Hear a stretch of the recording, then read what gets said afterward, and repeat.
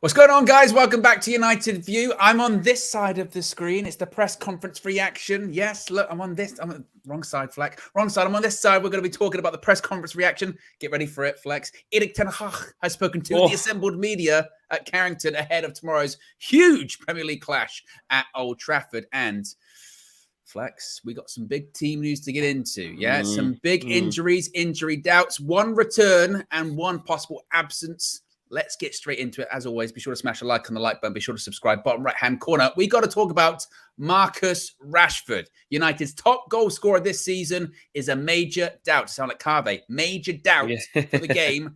What are you hearing? What are you hearing? I've been hearing a lot today. I'm hearing that Marcus Rashford is a big injury doubt. Right, we'll get into Ten Hag's quotes right now. So start off the press conference. It wasn't peachy. It wasn't Peachy that asked Eric, team news, what's going on. It was, I think it might have been in-house. It might have been. It was, that really was in-house the way it was. Yeah, they asked a few questions in a row. They asked a lot, actually, at the start. It sounded like very much in-house. Like, and to be honest, Eric sounded like he just did not want to be there. He was just like, I want to get to tomorrow. Let's just get off. He wants to bounce back. It was very clear from him today. So he was asked about injury news. He said that Rashford Varane is back, but Marcus Rashford is doubtful. Now, when asked what's going on then with Marcus, he said, quote, he has a problem, an injury on his leg, so he is a big question mark for tomorrow. And the follow-up to that was, so how confident are you of Rashford playing? And he laughed. He said, doubtful. It's a big question mark. And when it came to Varane, he said, obviously, it's experience. He knows how to win. It's a big boost. He will guide us. We're happy that Rashford's back. But, Flex, the big news is that Rashford is a major doubt tomorrow. So how much are we going to miss him? And two, who's going to take his place? This is actually a proper interesting one. So, first of all, you never want any player to be injured. He's obviously scored so many goals for us this season. If we're going in recent games, him individually, he hasn't been great, has he? He's been missing chances. He's kind of struggled to, link up with players and, do what he was doing sort of a couple of months ago. Having said that, with Rashford Varane back, it could go back to what we wanted it to be with Luke Shaw back to left back. And then it would have been interesting to see what he could have done. So it's sod's law. It's typical at Man United this season, isn't it? As soon as we get one thing sorted, another thing happens. So on one way, let's not. Do you know what? I'm not going to disrespect Rashi. Let's not dress this up. We've just taken out the highest goal scorer of our team. Where literally the other day I was saying, apart from him, I know the next one's Bruno, and then other than that, it's the numbers are meager. Like the numbers are dwindling. So he is the main source of goals. And if anyone's going to score, even though he hasn't done in the last few games, but that's the problem. He hasn't scored in the last few games, but then no one else will. Do you know what I mean? So it's not like somebody else is taking on the mantelpiece because Rashford's kind of dipped form. That shows how long he's been carrying us. So I think we do, and I've had my frustrations with Rashi, with the way he's been playing, but I can kind of stop a little bit and go, listen, without this guy, we wouldn't even be in a position to be making top four. He has carried us. In that purple patch that was longer than a purple patch because it was from like the World Cup right up to February till he got injured again. He was coming up just before the World Cup, wasn't he? Went to the World Cup and carried on. He was good at the World Cup when he played. Yeah, he was good. Yeah, scored a couple of goals. Yeah, carried it on, found himself, come back really well up until he got that in. Let's give him the benefit of the doubt and say after the cup final because he scored in that cup final. Yeah. You know what I mean? Because the Barcelona game just before it, where he looked a bit thing, you thought, the game's creaking up. A week before that, he scored in Barcelona. What a goal. Set up the second. Then he scores in the cup final when it really matters. Yeah. So let's just say after the cup final, which was end of Feb, was it? Something like that? Well, for me, he hasn't been... Well, he got injured... who did he get injured against? I forget. Was it Everton he got injured against? And he missed... He missed a couple of games. Yeah, and he missed a couple of games. And he came back for the semi-final. He came back for the Sevilla second leg. That was it. He came off the bench, didn't he? Yeah. And then he started against Brighton. And ever since then, you're right. I've been convinced he's been carrying something because I've said he just doesn't look the same. And he looks like he had regressed from what he was doing last season, where he didn't look that confident. Poor decisions, running into blind alleys, not doing the right pass and get decision-making. That was a key thing for him. But we're going to miss him. Clearly, we're going to miss him. But I asked you the question, who do you think will start? And lots of people in the chat saying Garnacho. I don't think it's going to be Garnacho. I think it will be Jadon Sancho. I think it's going to be Sancho on the left, Anthony on the right. Yeah, Marshall up front. I do think it will be that. I mean, I think it's if if Garnacho hadn't been out such a long time and had been playing, he would have started. Well, if in that time he would have started and, you know, been playing well. But yeah, he would have been in line to start. But I think because Jadon's up to more match speed, and again, you're looking for the impact off the bench because you've already lost a big player in Rashford. You know, if it doesn't start well with Jadon Sancho, and then if it doesn't start well with Garnacho and you bring Jadon Sancho off the bench, Sancho's not really an impact player. Sancho's the sort of player that you kind of need to start and see how he does. Yeah. And usually he gets taken off. And actually, I think you'll find it hard to find the last time Sancho completed 90 minutes. Has he completed 90 minutes a season? Maybe really early. Gosh, I forget. Maybe. I forget. I reckon he did really early because Garnacho wasn't playing really early, and it would have been Rashford, Sancho, and like Leicester away when he got the winner. Yeah, I was going to say, I don't even know if he completed the 90 against, like, because obviously he scored against Liverpool at Old Trafford, didn't he? And I don't think he probably finished that game.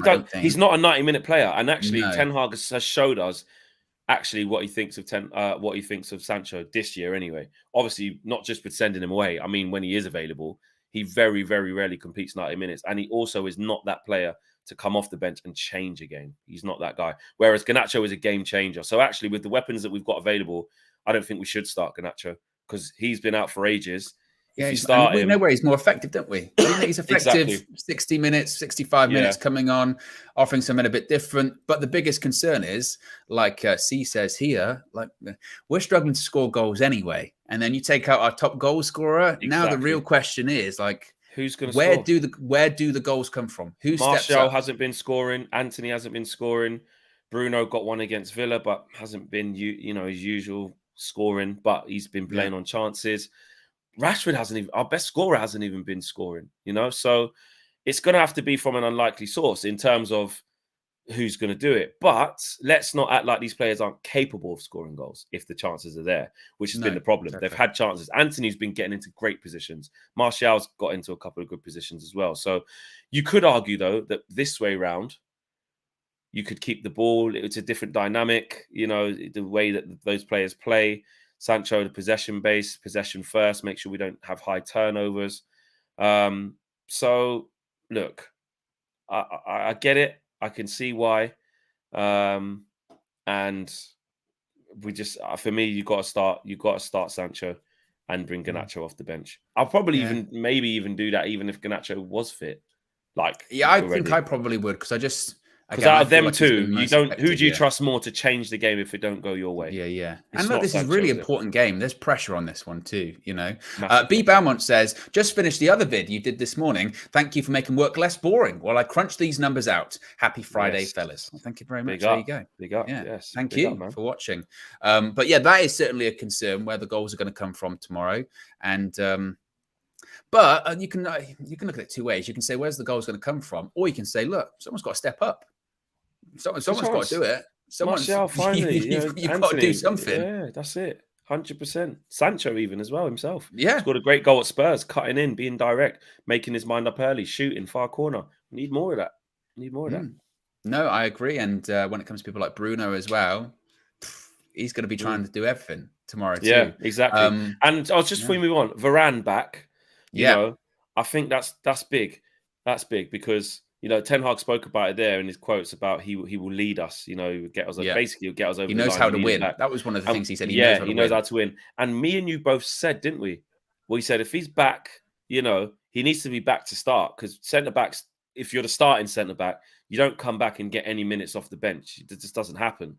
You're either ready to start or you're not, which is why usually they take longer to make sure they're back as well, because it's not like you can go on the bench because you can play. Yeah, you don't do it, or we might need you in the last 15 or something, change the game. No, so that means he's ready to start, and I think he does start. And surely we've got to get Luke Shaw back to left back. We have to, and put Lindelof left centre back. We've got to do that. I mean, Varane can play left centre back. He did before, like when he was with Maguire. Did he not play? He could play either, Varane, but he usually plays right centre back. He'll be right. And just get Lindelof left centre back. Lindelof is comfortable on the ball, and again, like we've seen, when Lindelof plays with better players, i.e. Luke Shaw, to be fair, because that's annoying because they haven't looked that bad, them two individually. Lindelof's actually been steady, even though the results haven't been what we've wanted.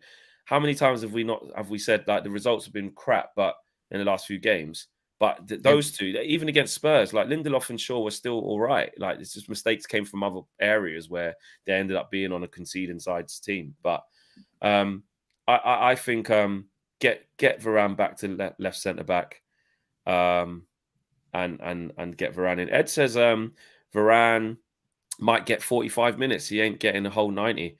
I don't see Eric Ten Hag. You don't do that with centre backs, man. No. You don't go give me a half and I'll take you off. No chance. Yeah. Not in any Premier League. Not in big game. Not in games. You need continuity at the back. You can't have one centre back and then know that you've got to change it. Splashnet says, would you chuck Varane in straight away? Don't want to risk it.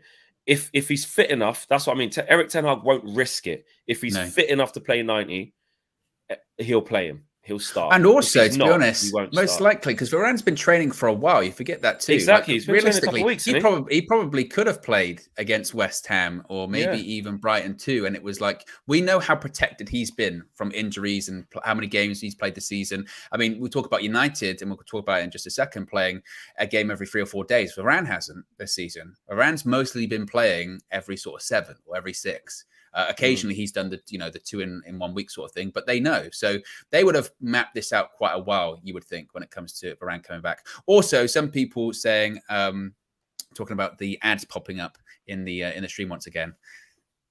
StreamYard, isn't it? Yeah. StreamYard. It's one of those ones. Apologies for it. But again, what it is 2 bits of technology don't want to talk to each other. That's part of the problem. And we tried with this one, but when it happens, guys, you always know that it's never us going, oh, let's put ads when you're watching live. You know us better than that. You know it ain't that, because 99.8% of the streams are not like that. So we do apologize. We do know it is frustrating. Not everyone has ad-free YouTube. And Ed says, but Varane is a special case. We all know he must be managed differently to most. I do agree, but 100% agree with you, Ed. We do need to manage him differently. But I think that goes back to what Owen just said. Like, he has actually been training quite a while. It wasn't like he just come back. Even with Garnacho, he was back on the bench. Didn't even come off the bench last game. Could have been a mixture of didn't think it was the game for him, but yeah. Yeah, exactly. And as Compo says, Cage's to blame somehow. I just know it's true. Exactly. That's factual. Next question was, you've had a week of rest or a week to prepare for this. What difference can that make? And Ten Hag said, quote, we needed it. We got some energy back. I saw a lot of energy and joy on the pitch. We've been able to work on some details and facts as well. And it is true that we haven't had that luxury basically all season, realistically. Certainly in the second half of the season post-World Cup. Again, I think it is the first time since the World Cup that we've had 6-7 days, a full week to prepare for a Premier League game between Premier League games. Of course, we've had international breaks, but obviously players have been away for that. Apart from that, it has been every 3 or 4 days. That's all it's been. So you would hope that means, like Ten Hag said, a full week of rest and recovery. I don't want to see lethargicness, and I don't want to use fatigue as an excuse if the performance isn't there Saturday, because they've had a week of rest and recovery. And also, I think of one of the real key times, and actually this was kind of brought up later on, that the last time I think we had back-to-back defeats in the Premier League was the opening 2 games of the season against Brighton and Brentford. And then after that, what did Ten Hag have? He had about, I think it was 8 days, wasn't it? 8 days, maybe longer than that, to prepare for the Liverpool game at Old Trafford, which we needed to win. Now, I'm not going to say that's what it's going to be like tomorrow, but it's a similar situation, isn't it? 2 really disappointing defeats, and now a stretch of time where you can prepare, make changes, make tweaks, and recover from it. So because of that, are you expecting tomorrow to start a game that's filled with, piss and vinegar, as they would say from the players?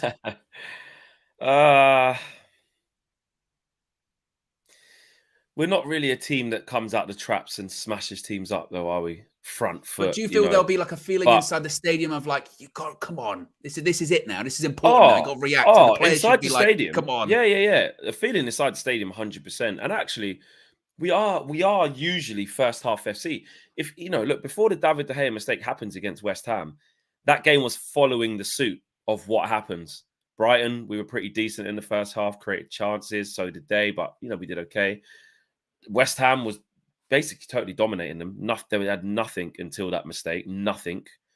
Aston Villa, We done really well in the first half to the point we should have scored more. Didn't. Only got the one. We've done it in a barrage games. You look at Sevilla at home, 2-0 up, could have been 3. Looking to go and get the third, second half dwindled, and then things happen. We know that. So we've always been that this season where we haven't. I can't name one game. Spurs at home. Spurs at home is probably the only flawless game I think we've had. Yeah, it was because Barcelona, we went 1-0 down. Although it was unlucky, it was a dodgy pen on Bruno. We were doing all right, and then the pen happened. It happened. Barcelona away was doing really well, but then conceded before half time with Alonso. So we've never been that team to just show up for 90 minutes, whether it's home or away, but we're a team that gets the job done at home regardless. So I don't know if it'll be all action, but I think we should be on the front foot. I agree with that. We should be on the front foot. We should be creating shot, like how we were against Villa. It's just we have to score in the key moments, you know. I agree. And again, it's about, and I do think we'll see a fast start, hopefully, from United. I would hope not sheepishness, but again, I suppose you never know. Sashib says, when's the call-in show for UV members, and also bring on KG? I don't know where KG is at the moment. KG, no, KG's going to be in the studio. In the studio, yes. And the call-in show will be the full-time view afterwards, as we mentioned earlier on. If you are a member, there will be a link posted probably on the community tab of the channel. Once everything is set up after the game, you can click on that. You can call it. You can give your thoughts, your opinions. I will be there voicing my opinions also as well. Just another perk, another layer to the UV Members Club. In addition to that, you get exclusive members only content. You get badges and emojis too. So we're always evolving, Flex, and growing, doing new things. And we were just talking a little bit earlier on about the summer and what's coming up next for United View. Exciting times as well. Very exciting times. Very exciting times. Next question, Fleck, was, as I mentioned earlier on, back-to-back defeats for the first time since August. Is there any nervousness about the run-in from the players? And Ten Hag said no. Again, he was very bullish in this press conference. No, we are convinced by what we are doing. We have had a lot of success, winning a lot of games. The instructions are clear, but we have to execute them. When we do that, we are successful. So do you expect any nerves from the players? If you're a player, would you be nervous? Would there be this feeling of, we can't bottle this, let's not bottle this kind of thing? Yeah, I mean, every player is different, isn't it? I mean, whether it might not be collectively spoken about out loud in the change room, but in little cliques or certain little group chats or WhatsApps or whatever, just can't mess up on Sunday, bro. Or Saturday, we got to get this done, you know. Can't, you know what I mean? Imagine losing that, bro. We got to make sure we win. Of course, that they're humans, but essentially, no. Especially in and around Carrington and with Ten Hag there and what he's going to be drilling through to these players, you can't be thinking about, you know, being scared because Liverpool are there. You have to just remain on task, and the task has never changed. Even though the last 2 games have been losses, the task is still the task. Get 9 points. The games are running out. Yeah, of course the games are running out. But the task is still the task. You have to win 3 games. That's all you have to do. Well, I say that's all. But essentially, it's mapped out for you. It's very easy, black or white. Put 3 wins out of 4 down.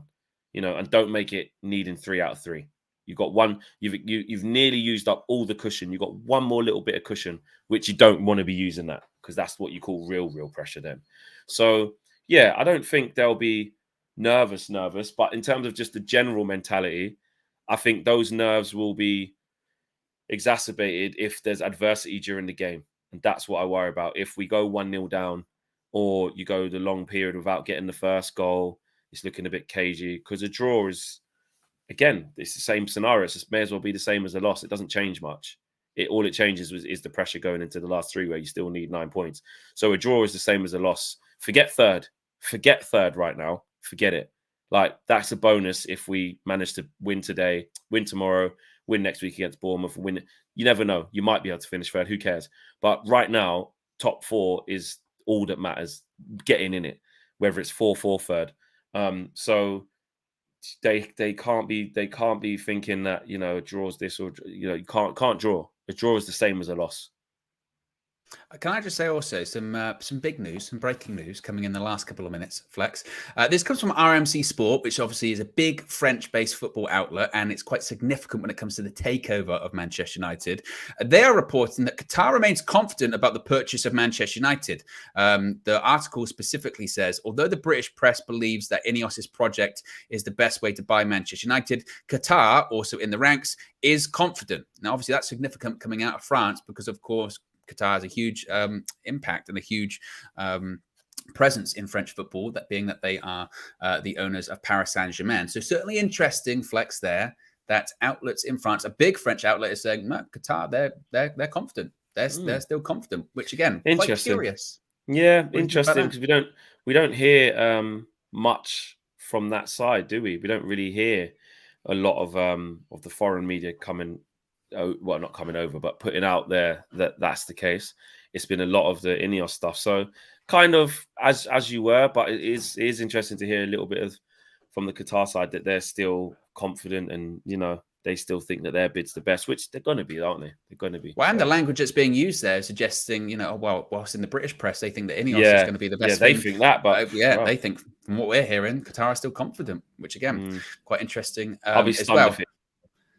Yeah, exactly. I want to talk about Rashford again. Next question to Ten Hag was about Marcus Rashford. And again, Ten Hag gave one of these very, I guess now famous, short and blunt answers saying, Rashford, it's a huge blow. Is this an opportunity for someone to take on his goal scoring burden? And Ten Hag went, of course. Next question. And the follow-up to that was about David De Gea, saying, how has David De Gea been this week? Of course, made a big mistake against West Ham. A lot of scrutiny on him at the moment. And Ten Hag said, this was quite interesting, actually. We can't ignore it, but individual mistakes are part of football. Sometimes it's happening. It shouldn't happen when you're in the right focus. It will not happen. That is part of the reset this week. So that's quite interesting, his language he's used there. So he's saying, obviously, it's a mistake. We can't ignore it. Individual mistakes, they do happen, and they do, particularly with goalkeepers. Of course, they're more costly with goalkeepers than other players. With De Gea, you could argue that the problem is with him, it's a staple because they do happen somewhat frequently, several times a season. But he also says, but they shouldn't happen. And if he was actually focused and had the right mental focus, they wouldn't happen. And actually, this is why the week is also needed, because maybe everyone, including him, needs to kind of, buck your ideas up, get you focused. Don't let your standards slip.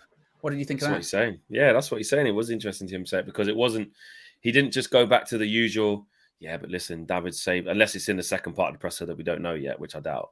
He didn't go back to the usual, listen, man, David saves us loads of times, makes big saves, he's this, he's that. He didn't do that. He chose that language, which was basically saying if you're tapped in and you're on job, you won't probably make that mistake.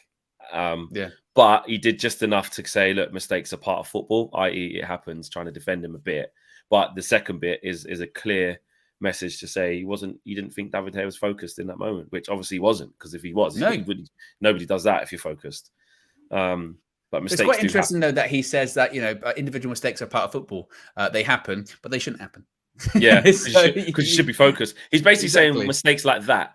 But usually any mistake, like clear mistakes, like losing footing and slipping or something like that is unlucky or whatever. But like proper howlers happen if you're not concentrating. Like when Malacia lets the ball drop against Sevilla and they get the back, he's not concentrating. No, you think you got time and you don't. You haven't looked. Like that's negligence. So exactly. Whilst mistakes, everybody makes them because we are human. It's impossible to be. Kevin De Bruyne makes mistakes. But the frequency of which they make them and the moments of which they make them, the very best players, you very rarely see it because they're so autonomous with what they do and how they do things in their decision making. And not, who said it the other day? Thierry Henry was saying, do you see what he said about Kevin De Bruyne the other day? He was saying like that his mind, his decision making, he hasn't seen anything like it. He said he's not the best player like Xavi, but he's on his brain. His mind is the best brain he's ever seen, was what he said. Now, as Man United fans, we can go, Kevin De Bruyne, whatever. But I'm saying the reason why, do you know what I mean, though? But it's like when big players talk about ball, I love it, because the mind is important.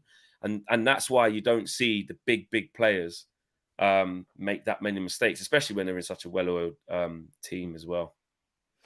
Yeah, I think also what he's pointing out there is like he's saying mistakes can happen, but David De Gea has recently had a few mistakes in close proximity of each other. You know what I mean? So it's not a one-off. Like they can happen if it's a one-off, but if they're a regular occurrence, that's on you really. You know, that's because there's something wrong with you. You know, you're not ready. Yeah, you're not focused, or you can't. And it's interesting that he's sort of suggesting it's a lack of focus. That's what the mistakes are. It's not, like no one said that. It's not that he can't do it. It's just he's not focused enough to do it. Like nobody said, is a lack of focus maybe sometimes in there, Eric? No, he's bringing that to the table unprovoked, which means that's what he's feeling. Yeah, exactly. Which is interesting too. This was quite a curious topic, Flex, talking about Ahmad.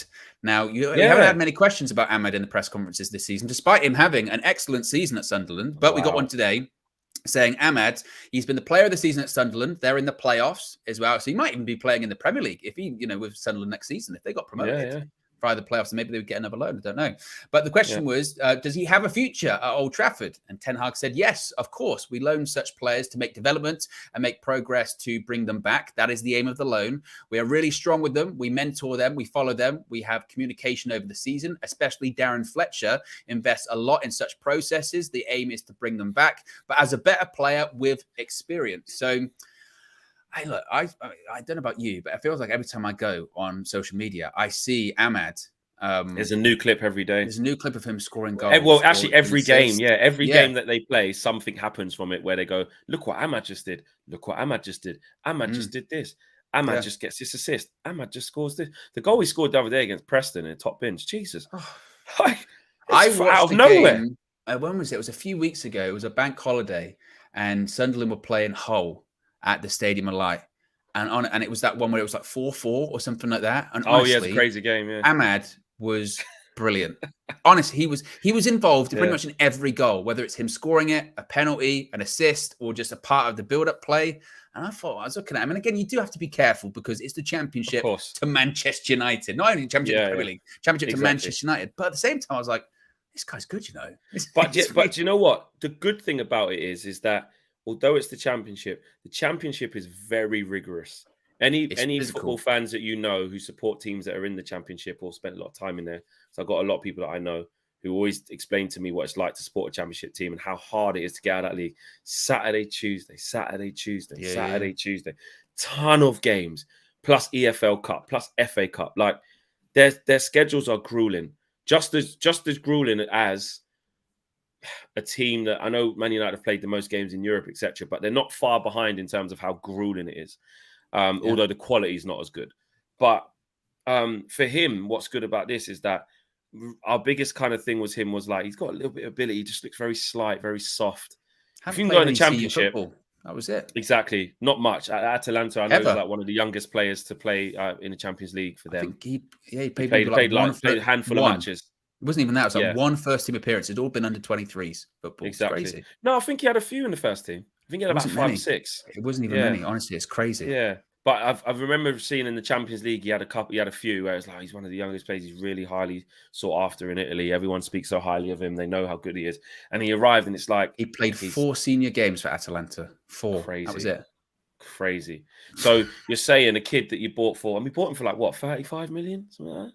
Yeah, a lot of money. Yeah. A kid like that, you get him and then he's played 4 senior games. And you're like, mate... He's not ready. He looks really slight. He looks too lightweight. And look, in the Championship, in a promotion chasing side, he's managed to do it. He's managed to play solid men's football, and the Championship is a good way to start with that. Yeah, good way to start. He's one of those ones that all of this talk about preseason games and obviously going to America for the tour and all that kind of stuff. He's one that he should be on the tour. He'll be on the tour. He'll be on the tour, 1,000,000%. They should get a closer look at him. And not only should he be on the tour, but he should get game time on the tour to see, okay, what are you about? In this group of players, what are you about? Like, look, obviously, there are players ahead of you. There's Ten Hag's guys ahead of you as well. Anthony's ahead of you. Facundo Pellistri ain't a bad player, and he can't get a sniff. So there's competition involved there too. But at the same time, you go, well, again, he deserves a shot. Well, at the bare minimum, you send Palestri out on loan and you keep Ahmad. Or you just make a decision on Palestri and say he's already been out on loan a good couple of times. A few times, It's not isn't going he? to Yeah. happen, I is mean, it? maybe again, if Sunderland do get promoted as part of the playoffs, it makes that decision actually a bit easier, doesn't it? Because you just go, send him on a Premier League loan. You know, he's Him already playing in the Premier League would be fantastic week in, week out. However, though, if he is ready, because if he's going to go and play in the Premier League for Sunderland and play every week because he's ready to play in the Premier League, I know that's good for his development to get that under his belt. But also, he could have a Garnacho season, but from the right-hand side. Why not? Why could he not? Why could he even not if be you the get perfect that, backup to Anthony, where Anthony's the main starter because he always starts? When he's off form and we have to bring Anthony off, we're struggling. We're struggling, mate. yeah. No one And can nail that also, down. who's to if you had a right winger that was coming in and actually, because again, Anthony's been doing the dirty work, and I appreciate that, and he's had some good games, but there's still been a lot of frustration in some of his performances. If you had a right winger that was coming on and offering something completely different to Anthony, getting goals, I mean, Keeps the Anthony ball, Ten Hag would have a decision to make, wouldn't he? He'd be like, well, actually, what do I? Exactly. Maybe I start Ahmed. And like football, especially youth football, it's just about taking your chance. It's about luck sometimes. 100%. You have an opportunity, like with Garnacho, you know, at the beginning of the season or whenever he came in around sort of September, October time, came in, made a difference, scored a couple of goals for himself. Suddenly, bang, it's like, actually, this kid is good. He's in. Yeah, Marcus Rashford. It's all about timing. Yeah, that could be the case for did Ahmed. you just say Garnacho did that? Yeah. Yeah, that's exactly. So nobody at the beginning of the season expected Garnacho to do that, to break through this year. He was ahead of schedule. We saw the reports. Man United didn't even think he was going to. I know what happened on the tour, but after that, they probably thought, well, you know, we'll see what happens next season. Maybe getting out on loan in January. We'll see what happens. But he forced his way in. Eric, that means that in training he must be unreal. By the way, that's what it means. Garnacho. Yeah. Well, I saw a thing yesterday. It was a year that United won the FA Youth Cup final. It was a year yesterday, and there's the picture there of him holding the Youth Cup trophy. And honestly, he looks like a completely different person already. Yeah, physically, I know. You know, yeah. He looks totally different. And I cast my mind back to I remember doing that game for a match view on with Garnacho. And the difference between him then and now is massive, not just physically, but just the way he plays and the step up from that. I mean, we talk about the step up from Championship to Premier League, the step up from youth football to not only Premier League football, but also Manchester United men's senior football. And we're talking about tomorrow, Rashford's not available. So we're like, Garnacho should start. That's crazy. In 12 months to go from that to this is nuts. And again, that shows his development. Speaking of Garnacho as well, the next question was about Garnacho being on the bench against West Ham, and obviously he didn't come on. But the question was put to Ten Hag: are you expecting to have a few more minutes this time? And he said, "quote He has one more week of training, definitely. So he is available, and we have seen what he can bring. He can bring something extra in the team, which is, to be honest, what we had basically said in the preview, which we did yesterday. Be sure to check that out. Is that he's going to."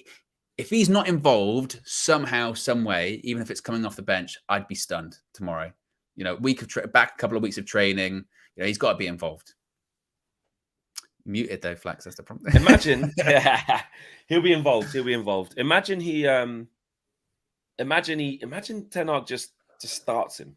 Just goes, you know what? I need energy. I want to fearless. You know, front foot. You know, but he won't. I don't think he'll do that. But no. Yeah, he'll be involved, and he's ready now.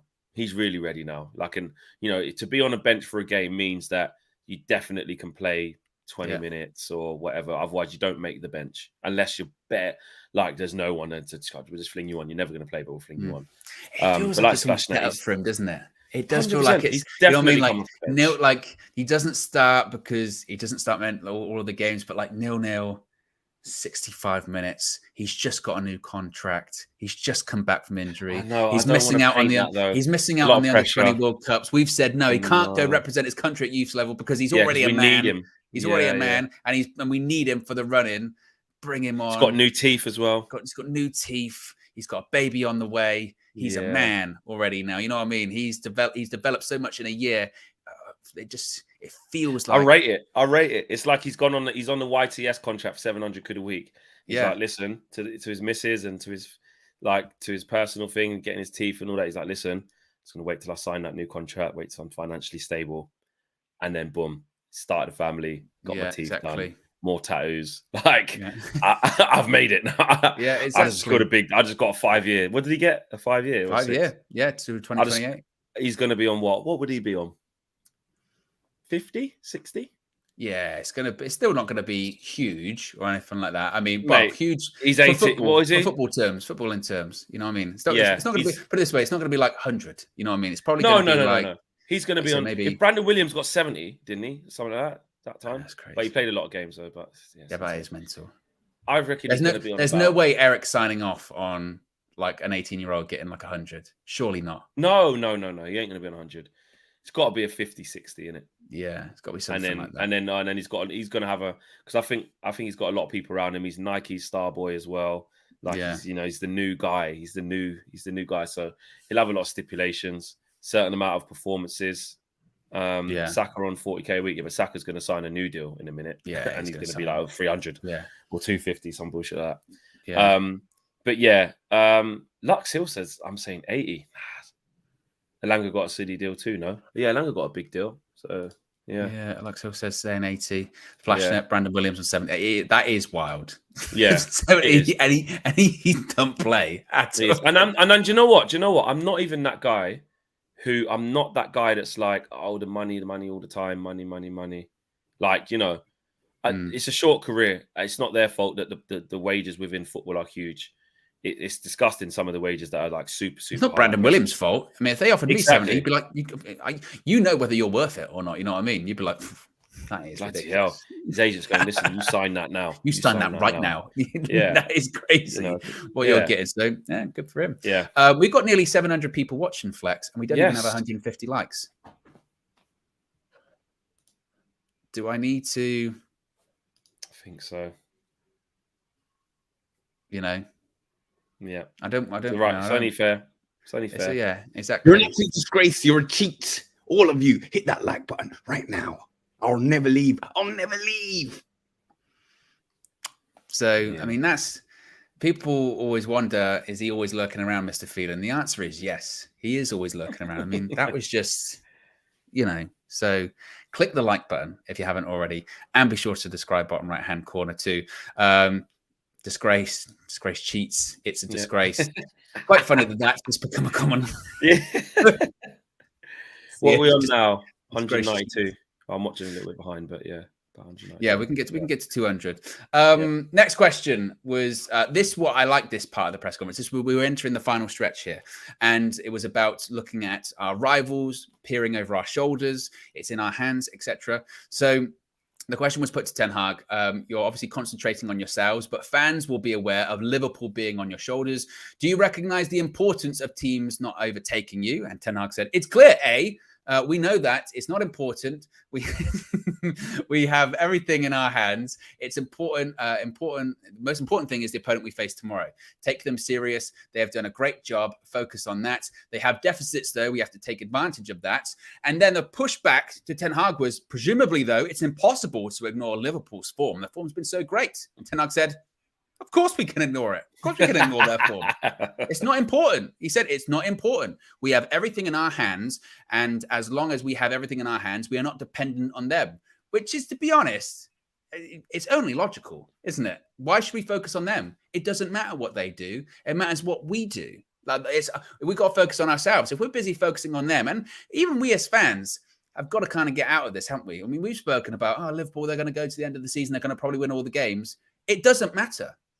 That doesn't matter. If we focus on what we're meant to do, or if we do our job, that doesn't matter. That's the crux of it. And I like that from Ten Hag. Of course yeah. We can ignore it. Before I chip in, Sachif says, Flex, when's the call-in show? Again, to reiterate, the call-in show will be tomorrow, full-time view after the match view. So as soon as KG wraps up the match view, Owen will be live, and he will put the link in the members-only tab.